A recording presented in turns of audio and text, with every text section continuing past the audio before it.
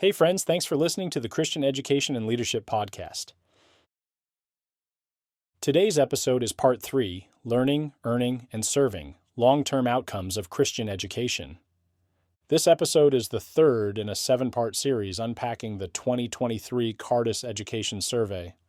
One of the long-standing questions in education, especially among parents deciding between public, private, or Christian schooling, is how school type affects long-term success. Of course, there is some subjectivity to what success may look like for specific students. However, let's explore some key questions. Will students graduate from college, find meaningful employment, be equipped to lead? The 2023 Cardus Education Survey offers new insight. While academic and career metrics aren't the final measure of a life well lived, they are part of what it means to steward our gifts for God's glory and the good of others. Educational attainment. Strong, but not always the highest. Christian Protestant school graduates do well in post-secondary education. In Figure 3.1, which measures the highest level of education completed, Protestant grads exceed public school peers in bachelor's and graduate degrees.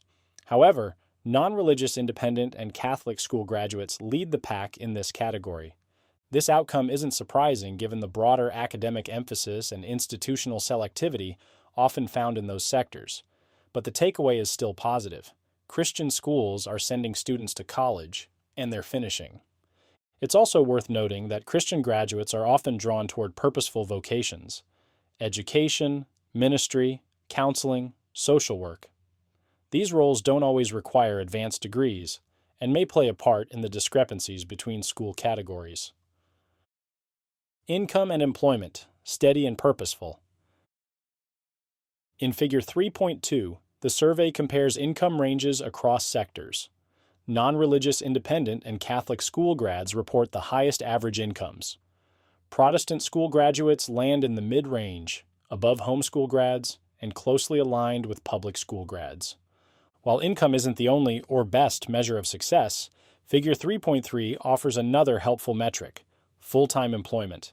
Protestant school graduates are more likely to report full-time employment and less likely to be unemployed than their public school peers, even at similar levels of education. Purpose over prestige.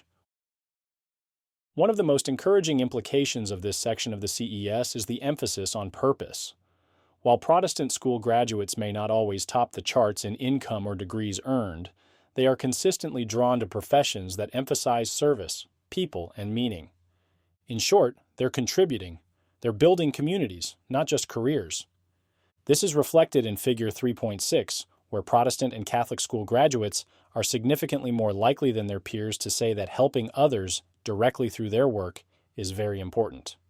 In contrast, Figure 3.5 shows that Protestant school grads are among the least likely to say that making a lot of money is a personal priority. That may not show up in a salary band, but it echoes the deeper goals of Christian education: forming citizens of the kingdom of God who exhibit wisdom and love for neighbor. Final thoughts: equipping students for both life and calling. Educational attainment and employment outcomes are meaningful measures. They show us whether schools are preparing students for real-world challenges, and Christian schools are holding their ground. Are there areas for growth? Certainly. Protestant schools can look to Catholic and non-religious independent peers to learn from strategies that promote college completion and career access. But the data also shows a clear strength. Christian education is not just forming belief, it's also forming character and a desire to serve others. Up next, Part 4, Civic Formation.